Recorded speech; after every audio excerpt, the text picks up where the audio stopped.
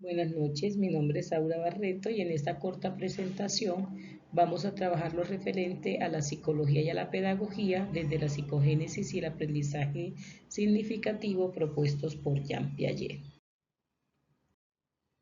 Todos sabemos que las teorías de Piaget han sido fundamentales para el proceso de enseñanza-aprendizaje y para el ámbito educativo, desde la creación del constructivismo Aprender Haciendo, donde este autor plantea una serie de postulados, paradigmas, enfoques y estructuras que han servido de guía por muchísimo tiempo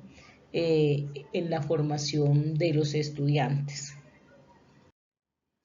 Dentro de estos paradigmas encontramos la inteligencia, una inteligencia que siempre ha habido o ha sido analizada desde la dicotomía,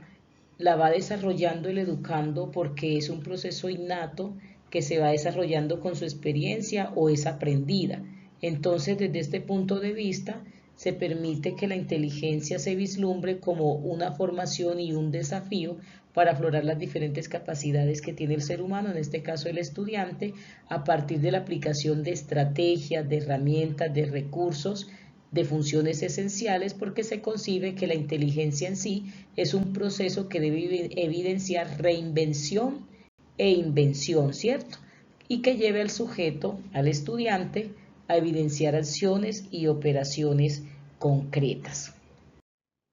La psicogénesis plantea que dentro de todo este proceso de inteligencia se requiere un proceso de adaptación. El estudiante se adapta al contexto, evidenciando asimilación de de todas las experiencias que vive, de todos los recursos que a él llegan. Luego pasa un proceso de acomodación, de estructuración, que va configurando sus esquemas mentales. Van aportando a su desarrollo y digamos que va evidenciando el ciclo etario en el que se encuentra y va así construyendo el aprendizaje, construyendo su propio conocimiento, donde se concibe como un ser activo y no pasivo, un ser que no llega en blanco o una tabula rasa que el docente tiene que llenar de contenidos o de información como pasaba antes del surgimiento de este paradigma. Entonces la psicogénesis considera todos estos procesos y etapas para llegar a lo que se conoce como inteligencia. La relación que tiene la inteligencia en la escuela desde tiempos muy atrás a la teoría piagetana del constructivismo, siempre nos hablaban de que el estudiante tenía un papel o digamos que una funcionalidad pasiva, receptiva, ¿cierto? Y era el docente el encargado de llenar todas aquellas informaciones, datos, procesos, enseñanzas que se consideraban necesitaba, tanto así que en ocasiones se pensaba de que es que el niño tenía las mismas capacidades, las mismas estructuras cognitivas, fisiológicas, funcionales de un adulto y que había que llenar todo hasta que llegara a alcanzar ese grado de adultez, esa mayoría de edad o esa capacidad ya concreta para desarrollar. Desde la teoría constructivista o de este planteamiento de la pedagogía y la psicología, en la modernidad y desde el nacimiento del constructivismo se plantea un papel activo, dinámico, participativo, constructivo, donde el estudiante mismo cuestiona el mundo que lo rodea, cuestiona el contexto, construye a partir de lo que va resultándole en un conocimiento que evidencia adaptación, asimilación y acomodación del entorno circundante, ¿cierto? Se establece también, a partir de la relación inteligencia-escuela, se establece una diferenciación cualitativa entre lo que es la vida del infante y la vida adulta, no considerando necesariamente que el niño es idéntico a un adulto y que por lo tanto requiere estrategias de aprendizaje, orientaciones propias de la etapa de desarrollo en la que éste se encuentra. Entonces, el conocimiento se va construyendo paso a paso de acuerdo a esas necesidades del estudiante, a esos intereses que él posee, que se convierte más adelante en los postulados que plantea la escuela activa desde el aprender haciendo. Según estas teorías, existen unas etapas de desarrollo en todo ser humano que son clasificadas de acuerdo al ciclo etario en el que se encuentra. Por ejemplo, de 0 a 2 años, en esa etapa de exploración sensoriomotriz, donde el estudiante empieza a tener contacto con los objetos del medio que lo rodea y a partir de allí va adquiriendo experiencias que se van acumulando en conocimiento. De 2 a 7 años, cuando encontramos la preoperacional, y es decir, ya el estudiante va empezando un grado de desarrollo físico, mental y emocional que va haciendo que la etapa anterior sea poco a poco superada y no que sea que desde una de estas etapas ya se le considere como una capacidad adulta y que debamos como docentes llenarlo y llenarlo porque no estaríamos como cumpliendo a cabalidad el proceso de desarrollo de sus etapas, de su inteligencia y de su conocimiento. Ya encontramos las etapas concretas que van de los 7 a los 11 años y las etapas formales que van de los 11 años a la adultez, donde se espera que con el desarrollo ascendente de estos procesos de evolución del estudiante o del ser humano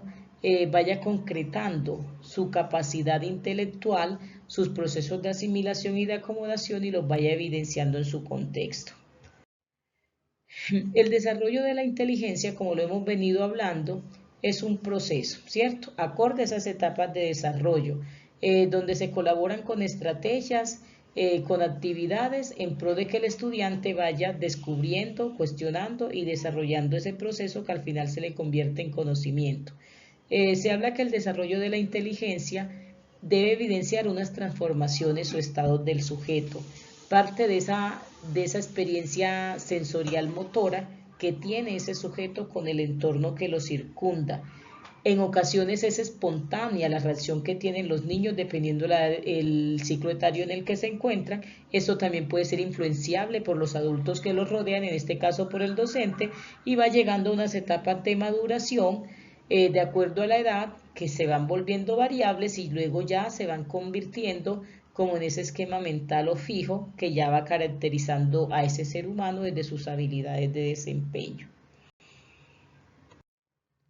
La experiencia. Siempre se ha dicho, incluso desde otras teorías como el empirismo, que la experiencia juega un papel fundamental en los procesos de aprendizaje de todo ser humano. Se considera que es a través de la experiencia que aprende. Sin embargo, desde el constructivismo se cree que la experiencia es fundamental cuando es elaborada por el estudiante de acuerdo a la interacción que tiene con el medio, con el entorno o con los objetos conocentes. Por eso el desarrollo de la inteligencia debe denotar habilidades, potencial, desafíos, lagunas actuales en este caso. Debe haber una interacción física, lógico-matemática que lo lleve a descubrir a él las propiedades a través de diferentes acciones. Se busca a través de este análisis o de estos postulados que siempre haya en el estudiante una experimentación constante, que esa experimentación constante se va desarrollando a partir de diferentes operaciones que lleven a evidenciar que va adquiriendo, cualificando, mejorando sus habilidades y sus potencialidades. Obviamente eso también puede ser con una guía, en este caso de los docentes, que van encauzando un poco las experiencias significativas que el estudiante va a ir viviendo y que van a ir configurando su proceso de conocimiento y su parte intelectual. Bueno, la transmisión educativa, esa transmisión educativa que en la antigüedad veíamos como que el docente era el único emisor del conocimiento y el estudiante un mero receptor, desde este enfoque constructivista se dice que el estudiante adquiere haciendo, que el estudiante adquiere conocimientos a través de diferentes elementos ya predispuestos desde cierta parte de su genética, que va asimilando de su contexto, que va estructurando la realidad desde la interacción que tiene con ella y donde la experiencia es fundamental para que el estudiante pueda llegar a un conocimiento concreto. En la escuela, toda esta transmisión educativa ha sido muy guiada y ayudada con los postulados de la psicología infantil que han permitido dar luces a todos los actores escolares para comprender las diferentes etapas por las que pasan los estudiantes, las formas diversas en las que estos aprenden, los recursos y estrategias que deben ser utilizados acorde a esta, y eso ha llevado a que esa psicología infantil ayude a que la pedagogía se encauce de mejor forma en pro de los aprendizajes. Entonces, todo esto lleva a un desarrollo intelectual donde el sujeto realiza diferentes actividades, es operativo, construye diferentes sucesos y autorregula también todas estas experiencias y va quedando en suma como un aprendizaje. Antiguamente se creía o se consideraba que el juego no tenía ningún valor pedagógico, didáctico, metodológico, que el juego no tenía ninguna validez para generar conocimiento. Con la aparición de esta teoría se piensa todo lo contrario.